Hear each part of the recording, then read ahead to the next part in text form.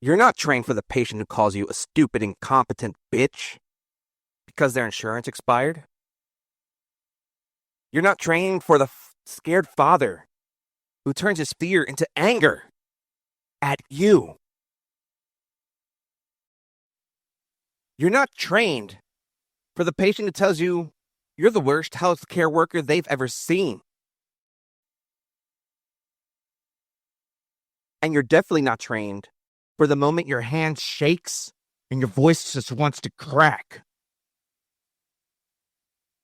So let me train you. Right here, right now, before that moment finds you.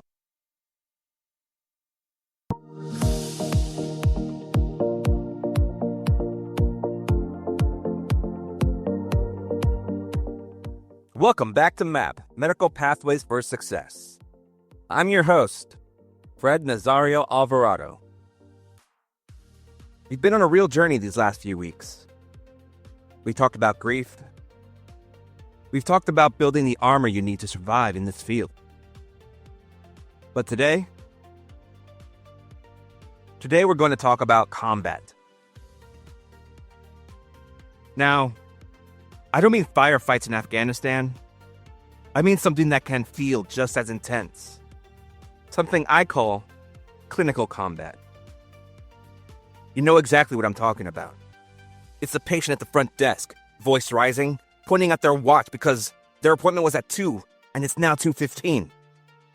It's that scared father getting loud and aggravated because he feels like nobody's listening, like his loved one isn't being seen. It's the person who calls you bitch or asshole, all because you had to tell them that their insurance is expired. And your first thought isn't de-escalation.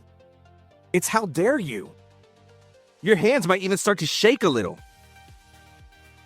And in that moment, you feel it.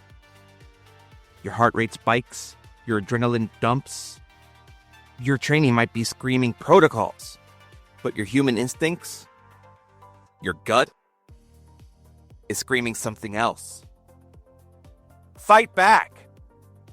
Yell back. Defend yourself. Say, you can't talk to me like that. But here's the hard truth I've had to learn. In the field and in the clinic. If you meet force with force, you lose. Every single time. Why? Because you lose the patient's trust. You lose control of the room. And honestly, you lose a piece of your own peace of mind. So today, I'm going to teach you a skill that has saved me more times than I can count. It's a mindset, a practice.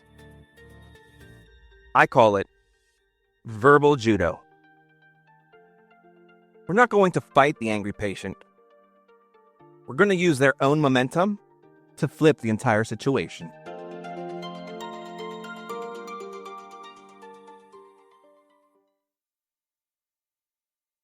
The first and most important rule of clinical combat is this. Don't be a wall. Picture it. When a patient is yelling at you, they are throwing what I call energy punches right at you.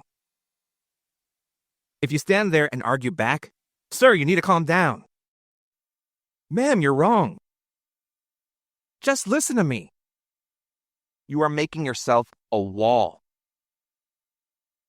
And what happens when you punch a wall? It makes a loud noise and things get broken. Instead, I want you to learn how to mentally step aside. Here's the secret. They're not mad at you. They don't even know you. They're mad at the situation. They're mad that they're in pain. They're scared of a diagnosis. They're frustrated with a system that feels cold and confusing. You just happen to be the person standing there wearing the scrubs. You are the uniform, the symbol of the thing they can't control. So rule number 1 is to drop the ego. When they insult you, when they call you a name, I want you to visualize it flying right past your head. It's not for you. It was never meant for you.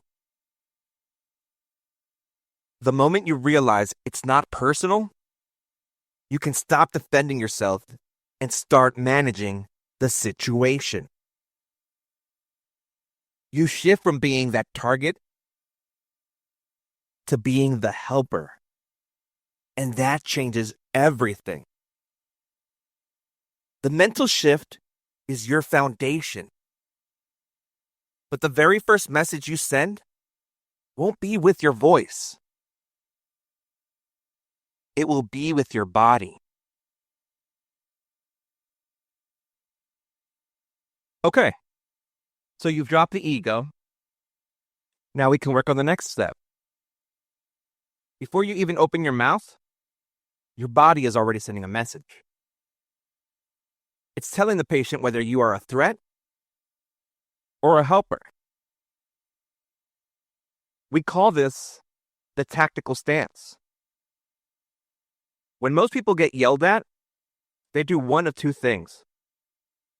First, they square up, chest to chest. This says, I'm ready to fight. Or second, they cross their arms, maybe roll their eyes. This says, I don't care about you or your problems. Both of these are like pouring gasoline on a fire. Instead, I want you to practice what we call the interview stance. It's simple, but it's powerful. First, angle your body. Stand at about a 45-degree angle to your patient. Now, you're not presenting yourself as a direct, head-on challenge. Psychologically, it's way less aggressive than standing toe-to-toe. But this also protects your central line. If they do swing, you're a harder target to hit. Second, keep your hands open and visible. Palms up, or just relaxed by your side. A clenched fist is a universal sign for danger. An open hand is an invitation for connection. And third, give them space. In the military, we call this the reactionary gap. When someone is angry or scared, stepping into their personal bubble is a threat. Taking one small step back tells them, I respect your space. I'm giving you room to breathe. So you need to fix your body first. Your body language is contagious. If you look calm, if you look non-threatening, they will start to mirror you without even realizing it. You set the temperature of the room with your presence alone. All right. So your mindset is now right, and so is your body. Now let's talk about the words. How do we actually stop a screaming match and turn it into a conversation? We do it by aligning. So when a patient is yelling, they have created a dynamic of me versus you. I want to be seen versus you are making me wait. Your job is to pivot that dynamic. to change the frame so it becomes us versus the problem. Here's the move, and it might feel a little counterintuitive at first, but here it is. Agree with their emotions, even if you don't agree with their facts. So if a patient yells, "This wait time is ridiculous. I've been sitting here for an hour. You people are incompetent." Our first instinct is to block it, to say, "Sir, we had an emergency. You have to wait your turn." That's a block. That's a collision. You just became the wall again. Instead, the verbal judo pro aligns. You say, "You're absolutely right. Waiting for an hour when you feel this awful is miserable. I hate that you're stuck out here dealing with this." See what happened? I didn't apologize for the doctor being busy. I didn't make an excuse. I didn't argue with the facts. I just validated their feeling, their anger. I stepped over to their side of the fence. And suddenly, the patient can't fight you anymore because you just agreed with them. You're not the enemy now. You've become the first person who actually seems to understand. From there, you can start solving the problem together. Here's another tactical trick I use almost every single day. It's simple, but it works like magic. I call it the whisper maneuver.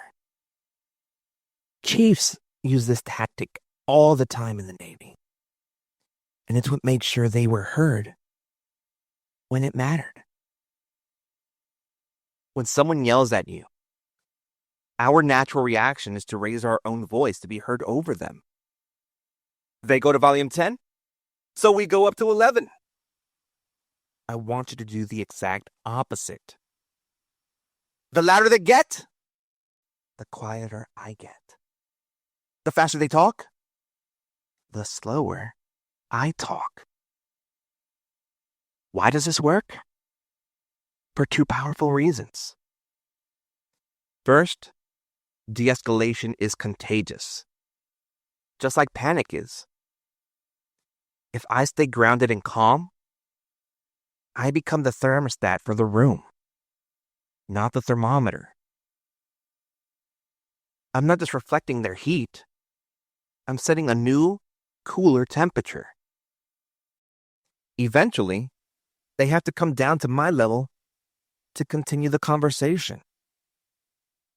Second, and this is the tactical genius of it, they have to shut up to hear what I'm saying. If I'm speaking calmly and quietly, they physically have to stop screaming just to figure out what I'm saying. You force them to disengage from combat mode and switch into listening mode. It's a subtle move, but it can completely shift the energy of the encounter.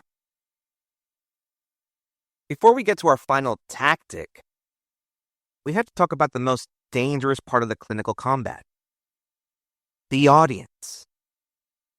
In a clinic, you're never just arguing with one person. You're in a fishbowl. The patient in the waiting room is watching. The family member may be holding up their phone recording you. If you win the argument with the angry patient, but you lose your control, you lose the trust of every other person in that room. So here's the tactic. Isolate the fire. Fire needs oxygen to burn. In a clinic, an audience is oxygen. Some patients just want an audience. They want to perform with their anger. If you sense the volume going up, don't leave them in the lobby. Use this phrase. I want to give you my full attention, and it's too loud out here. Let's step over here so I can hear you better. Did you notice what I did? I didn't say, you're causing a scene. Get in the back. Because that's an attack. I said, I want to hear you better. That's a service. You guide them to a side hallway, an empty exam room, or just away from the front desk. Once you remove the audience, 90% of the time, the performance stops. Their shoulders drop. The volume goes down. Because now, they don't have to put on a show. They just have to talk to you. Control the terrain, and you control the fight. Now, I know what you might be thinking. Fred, that all sounds great, but what if they don't stop? What if I'm nice? I align with them. I speak quietly, and they are still screaming at me. Truth is, that's a possibility. And that brings us to our final, and maybe most important tactic. The broken record. Sometimes, you cannot reason with pure rage. When the patient is spinning in circles, arguing the same point over and over, don't get pulled into their storm. Don't argue back. Don't try to explain policy for the 10th time. Instead, you pick one simple, clear, safety-focused sentence, and you repeat it. Calmly, firmly, like a broken record. Here's an example. Patient. I need those meds now. You don't understand. Why can't I just go back there? You. Calm and steady.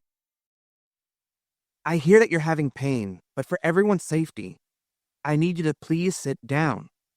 I don't want to sit down. I want to see the doctor. I understand you're upset, but for safety, I need you to sit down.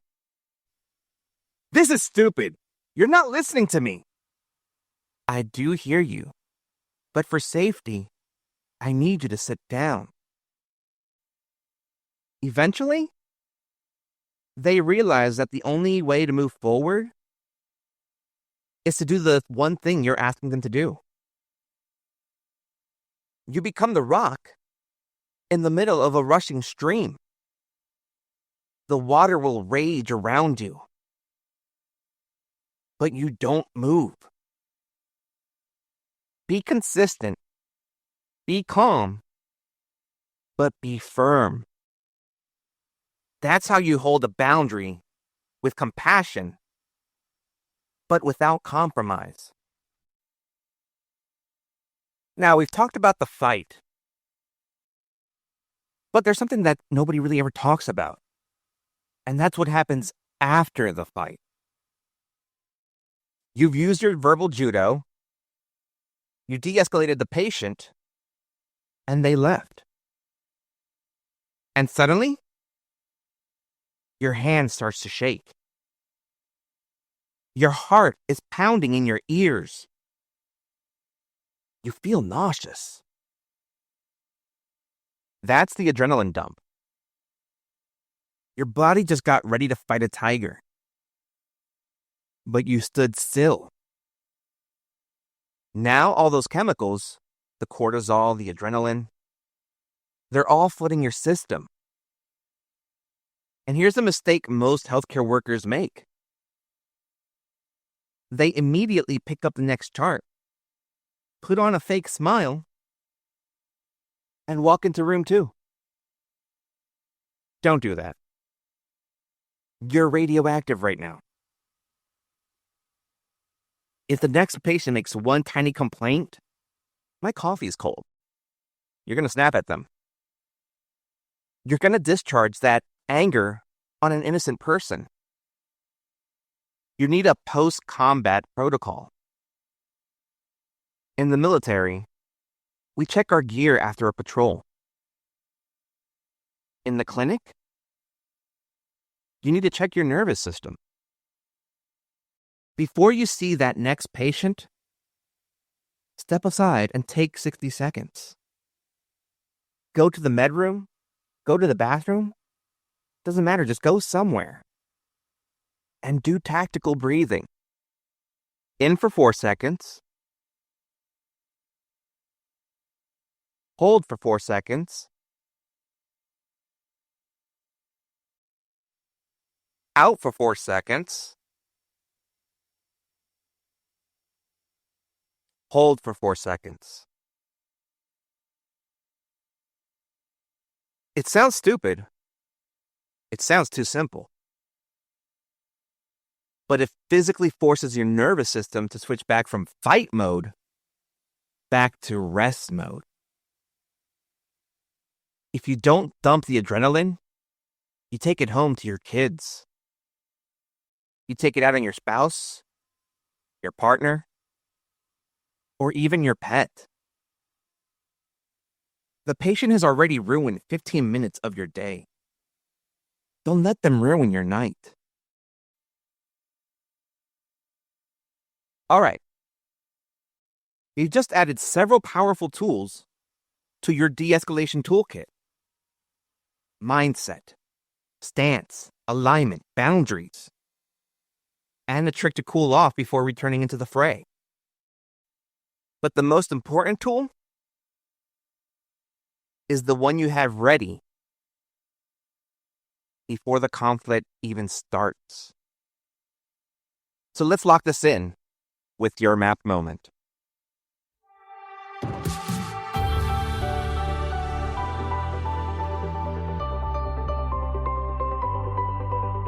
It's time for your map moment. A quick little push to keep you going. Stay focused, keep strong. Your pathway to success is on. This week, your challenge isn't just to think about these techniques, but to prepare one of them so it's ready when you need it most. I want you to find a quiet moment and write down this exact phrase. Say it out loud. Get comfortable with how it feels in your mouth. The next time a patient, a family member, or even a coworker is yelling at you, I want you to wait for them to take a breath. Look them in the eye with as much calm as you can find and say this: I want to solve this with you, but I can't help you while you're yelling at me. Let's break down why that works. Because this is your win for the week. This is your tool. Number 1, I want to solve this with you. Gentle and in a connecting tone. Right away, you align with them. You're an ally.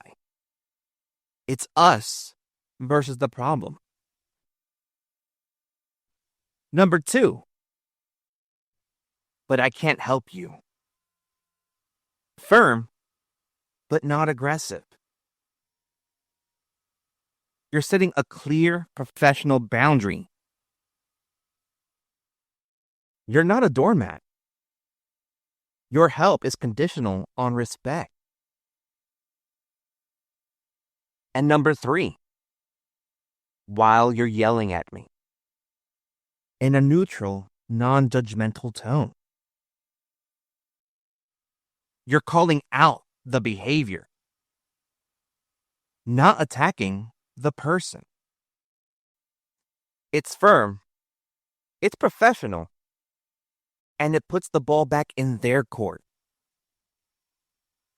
It empowers them to make a choice. If they want your help, they have to change their approach. Practice that this week. Just say it to yourself in your car. Your win is having that tool ready in your back pocket. So you're not just reaching, you're responding. De-escalation isn't about being weak or passive. It takes so much more strength, so much more integrity to stay calm than it does to lose your temper. When you choose to de-escalate, you're not just managing a patient.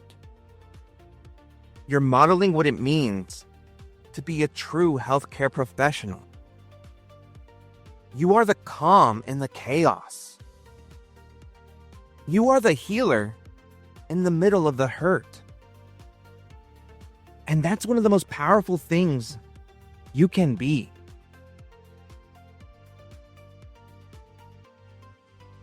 This journey, this path we're on, it's not one we walk alone. That's the heart of math. So I want to ask you for something more than just a follow or a share. If this episode helped you, think of one person, a classmate, a coworker, maybe even a friend, who looks like they're feeling the weight of this work. Send this to them with a simple note saying, "I was thinking of you." Let's start building that community, one connection at a time. And let's have each other's backs.